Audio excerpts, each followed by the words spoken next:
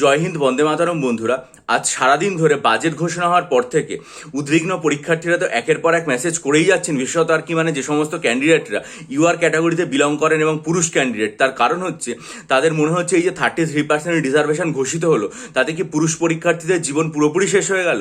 যে সমস্ত পুরুষরা পরীক্ষা দিচ্ছিলেন তাদের কি আর কোনো রকম সরকারি চাকরির পরীক্ষায় বসাই উচিত নয়? যে সমস্ত পুরুষ পরীক্ষার্থীরা রয়েছেন তাদের সামনে কি সরকারের চাকরির যে দরজা সেটা পুরোপুরিভাবে চিরন্তনের মতো বন্ধ হয়ে গেল? এই যে একটা ভয়ঙ্কর বজ্রাঘাত পরীক্ষার্থীদের জীবনের মধ্যে হঠাৎ করে বাজেট ঘোষণার দিন নেমে এলো, তার পাশাপাশি অনেকে আমাকে আরও একটা প্রশ্ন জিজ্ঞাসা করেছেন, সেটা হচ্ছে এই যে রিজার্ভেশনটা হবে সেক্ষেত্রে 33% রিজার্ভেশনটা কি রাজ্যে অন্য যে রিজার্ভেশনগুলো রয়েছে সেগুলোর সাথে পরপর যুক্ত হয়ে যাবে, অর্থাৎ সিরিজে যুক্ত হয়ে যাবে? অর্থাৎ যেমন ধরুন ইডাব্লিউএস 10% রিজার্ভেশন, শিডিউল কাস্ট হচ্ছে 22%, শিডিউল ট্রাইব হচ্ছে 6% এবং ওবিসি হচ্ছে 7% রিজার্ভেশন, এগুলোর সাথে কি পুরোটা যুক্ত হয়ে যাবে? যার ফলে ইউআর ক্যান্ডিডেটদের যে সিটটা উপলব্ধ আছে সেটা এক ধাক্কায় অনেক নিচে নেমে যাবে। কিন্তু আমার মনে হয়েছে যে এরকম আর কি ব্যাপার হবে না। যেটা হবে সেটা হচ্ছে এই যে রিজার্ভেশন 33% সেটা প্রত্যেকটা কেসের অভ্যন্তরে যুক্ত হয়ে যাবে। অর্থাৎ যেমন ধরুন আর কি শিডিউল ট্রাইব, সেখানে ধরুন 6% রিজার্ভেশন রয়েছে, তার মধ্যে মহিলাদের 33% রিজার্ভেশন হবে।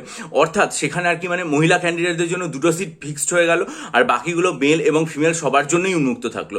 বা ওবিসি ক্যাটাগরি যেখানে আর কি 7% রিজার্ভেশন রয়েছে, সেটার ক্ষেত্রে আর কি হয়তো 2 থেকে 3টে সিট রিজার্ভেশন হলো, আর বাকি সিটগুলো মেল এবং ফিমেল সবার জন্য উন্মুক্ত থাকলো। অথবা ধরুন শিডিউল কাস্ট ক্যাটাগরি যে 22টা সিট রয়েছে তার মধ্যে হয়তো 6 থেকে 7টা সিট পুরোপুরি মেয়েদের জন্য রিজার্ভ হয়ে গেল, বাকি সিটগুলো মেল এবং ফিমেলের জন্য উন্মুক্ত থাকলো। কিন্তু এইভাবেও যদি প্রত্যেকটা সিটের মধ্যে কাজ করা যায় তাহলে কিন্তু দেখা যাবে শেষ পর্যন্ত পুরুষদের যে সিটটা রয়েছে আনরিজার্ভ, পুরুষদের তো এখানে রিজার্ভেশন বলে কোনো ব্যাপার নেই, জেনারেলি আনরিজার্ভ ক্যাটাগরি যেটা রয়েছে সেখানে যে 55টা সিট থাকে তার মধ্যেও কিন্তু মেয়েদের জন্য 18টা সিট রিজার্ভ হয়ে গেল।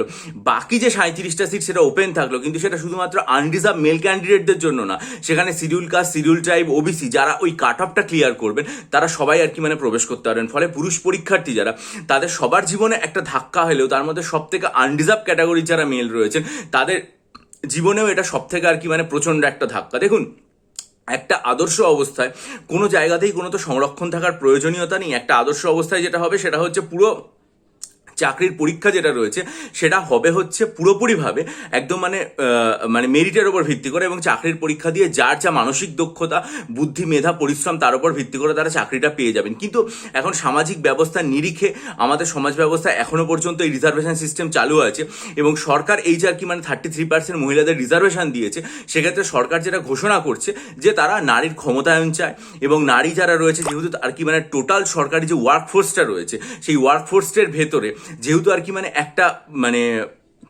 মহিলাদের সংখ্যা আর কি যথেষ্ট কম রয়েছে, তাই জন্য তারা যেটা চেষ্টা করছেন সেটা হচ্ছে পুরোপুরিভাবে মহিলাদেরকে সেই জায়গাটা পাইয়ে দেওয়া। সেই জন্য তারা আর কি রিজার্ভেশন দিয়েছেন 33%, এটা তাদের তরফ থেকে, সরকারের তরফ থেকে এটা ঘোষিত নীতি। এখন এইটার জন্য পরীক্ষার্থীদের, পুরুষ পরীক্ষার্থী যারা, বিশেষত যারা আনরিজার্ভ ক্যাটাগরির পুরুষ পরীক্ষার্থী, তাদের জীবনে একটা ভয়ঙ্কর আর কি আঘাত নেমে এসছে, এবং ভয়ঙ্কর যে আর কি দুর্বিষহ পরিস্থিতি সেটা তৈরি হয়েছে। এবং আজকে রাতে হয়তো অনেক পরীক্ষার্থী এই যে দুশ্চিন্তা এবং এই যে উদ্বেগ সেটাতে ঘুমাতেই পারবেন না, কারণ তাদের চাকরির জীবনে তারা দেখছেন পুরোপুরি আর কি একটা ভয়াবহ অন্ধকার নেমে আসছে। কিন্তু এই যে পরিস্থিতি, তাতে কি করা যেতে পারে? আমার যেটা মনে হয় এই ক্ষেত্রে করা আর কি যেতে পারে সেটা হচ্ছে যে সরকারের তরফ থেকে একটা জিনিস তো তারা যখন শাসক দল যখন ভোটে গেছিল তখন তারা একটা ইলেকশন ম্যানিফেস্টো দিয়েছিল, এবং সেই ইলেকশন ম্যানিফেস্টোতে তারা মহিলাদের যে 33% যে রিজার্ভেশনটা রয়েছে সেই রিজার্ভেশনটা পরিষ্কারভাবে তারা আর কি উল্লেখ করে দিয়েছিল, ঠিক আছে? ফলে সেটাই তারা যেটা দাবি করবে যে আমরা আমাদের ম্যানিফেস্টোতে যেটা বলেছিলাম সেটা আমরা ইমপ্লিমেন্ট করলাম আমাদের ঘোষণার আমাদের আর কি যে বাজেট ঘোষণা সেটার মধ্যে দিয়ে। কিন্তু সেটার ফলে যারা আর কি আনরিজার্ভ ক্যাটাগরির মেল ক্যান্ডিডেট এবং সার্বিকভাবে যারা মেল ক্যান্ডিডেট, তাদের সবার জীবনেই আর কি একটা দুর্বিষহ আঘাত এবং একটা ভয়ঙ্কর অভিঘাত সেটা এই মুহূর্তে নেমেছে। এটার থেকে আমাদের তো শুধুমাত্র এই ভয়ঙ্কর অবস্থাটার কথা ভাবলেই হবে না, তার পাশাপাশি এরা থেকে উত্তরণ কি করে পাওয়া যেতে পারে সেটা ভাবতে হবে। এক্ষেত্রে আমার যেটা মনে হয়েছে সেটা হচ্ছে, যেভাবে দেখবেন আমাদের যখন মহিলা সংরক্ষণ বিল বা নারী বন্ধন অধিনিয়ম যে বিলটা আনা হয়েছিল, যেটা আর কি পাস হয়েছে লোকসভাতে, কিন্তু তারপরে যখন সেই বিলটা আনা হয় তখন তার সাথে ডিলিমিটেশন বিল সেটা আনা হয়েছিল, এবং এটার মাধ্যমে কি করা হচ্ছিল, এটার মাধ্যমে এই প্রচেষ্টা করা হয়েছিল যাতে টোটাল সিটের সংখ্যা অনেকটা বাড়ে, অর্থাৎ 545 থেকে টোটাল সিটের সংখ্যা অনেক অনেক দূর বেড়ে যায়, 800 ছাপিয়ে যায়, যাতে সেখানে মহিলাদের জন্য সিট রিজার্ভেশন হলেও বাকি যে পুরুষ ক্যান্ডিডেটরা রয়েছে তার উপরে যেন কোনো রকম কোনো প্রভাব না পড়ে। অর্থাৎ আপনারা দেখবেন, আপনারা যদি হিসাব করেন তাহলে দেখবেন বর্তমানে মহিলা সাংসদের সংখ্যা মানে আমাদের যে লোকসভাতে সেটা 80-র আশেপাশে রয়েছে। এবার এই যে ডিলিমিটেশন বিলটা নিয়ে আসা হয়েছিল সেটার প্রচেষ্টাটা এটাই যে সেটার মাধ্যমে টোটাল যে সিট নাম্বার সেটা বাড়িয়ে নিয়ে যাওয়া হবে, যার ফলে সংখ্যার নিরিখে পুরুষ এমপি যারা রয়েছে বা পুরুষের এমপির সংখ্যা যেটা রয়েছে সেখানে প্রভাব পড়বে না, কিন্তু একই সাথে মহিলা এমপির সংখ্যা যেটা রয়েছে সেটা অনেকটা বেড়ে যাবে। কিন্তু যার ফলে সেই বিলটা এখনো পর্যন্ত পুরোপুরিভাবে লোকসভায় পাস করা যায়নি এবং সরকার সেখানে পরাস্তও হয়েছে। আমার মনে হয় যে সেই একই ব্যাপারটা এখানে কার্যকর করা যেতে পারে বা সরকারের তরফ থেকে সেই প্রচেষ্টাটা নিশ্চয়ই থাকবে। কারণ আপনারা দেখেছেন যে মানে বাজেট যেটা আজকে ঘোষণা হয়েছে সেই বাজেটে কিন্তু পরিষ্কারভাবে টোটাল এই অর্থবর্ষে 1 লক্ষ নিয়োগের কথা ঘোষণা হয়েছে। এইভাবে যদি সরকার ভবিষ্যতে, আর কারণ শূন্যপদ তো প্রচুর বেশি এবং বহু লোক রিটায়ার করছেন, ফলে ভবিষ্যতে এই শূন্যপদের সংখ্যা আরও অনেক বৃদ্ধি পাবে।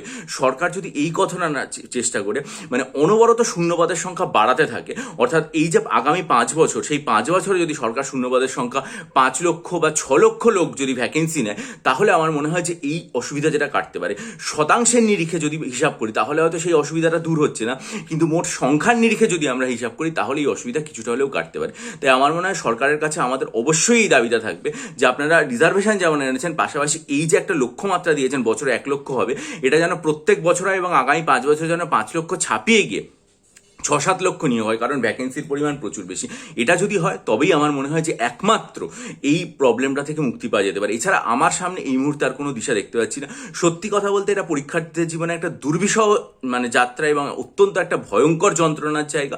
আমার মনে হয় যে এই যন্ত্রণা থেকে মুক্তি পেতে সরকারের এগিয়ে আসা উচিত এবং সরকারের এক্ষেত্রে যে একটা রূপরেখা রয়েছে সেটা তৈরি করা উচিত এবং সেটা বলা উচিত ও পুরুষ পরীক্ষার্থীদেরকে জানানো উচিত যে কিভাবে সরকার তাদের পাশে দাঁড়াতে চায়। এবং এটা একটা সত্যি মানে ভয়ঙ্কর একটা অভিজ্ঞতা। পাশাপাশি সরকারের তরফ থেকে রিক্রুটমেন্টের যে পরিমাণ এবং প্রভূত পরিমাণ যে রিক্রুটমেন্ট সেটা যদি করা হয় তাহলে আমার মনে হয় যে যারা পরীক্ষার্থী রয়েছেন তাদের জীবনের ক্ষেত্রে কিন্তু এটা অবশ্যই আর কি মানে একটা ভালো ব্যাপার হবে এবং তারা নিশ্চয়ই আর কি মানে আগামী দিনে সংখ্যাটা যদি ক্রমশ বাড়তে থাকে রিক্রুটমেন্টের, 5 লাখ 6 লাখ 5 বছরে নিয়োগ হয়, যেটা এর আগে আমরা কল্পনাও করতে পারিনি কখনো, সেরকম রিক্রুটমেন্ট যদি হয় তাহলে আমার মনে হয় এই দুর্বিষহ অবস্থা থেকে কিছুটা অন্তরে মুক্তি পাওয়া যায়। এটা আমার হইবা, আপনারা সহমত হতে পারেন, আপনারা এর বিরোধিতা করতে পারেন। অবশ্যই আপনাদের যে মন্তব্য সেটা ভিডিওর কমেন্ট সেকশনে জানাবেন, খুব মূল্যবান মন্তব্য, এবং ভিডিওটা বন্ধুদের মাঝে ছড়িয়ে দেবেন, লাইক করবেন এবং অবশ্যই চ্যানেলটা সাবস্ক্রাইব করে সমস্ত খবরের জন্য চ্যানেলের দিকে নজর রাখবেন এবং যে কোনো রকম বিশ্লেষণ পাওয়ার জন্য, পাশাপাশি আপনাদেরও গুরুত্বপূর্ণ মতামত এখানে জানার জন্য, কারণ সেগুলো থেকে আমিও তো শিখি, তাহলে অবশ্যই আর কি মানে এখানে জানাবেন। আর যদি মনে করেন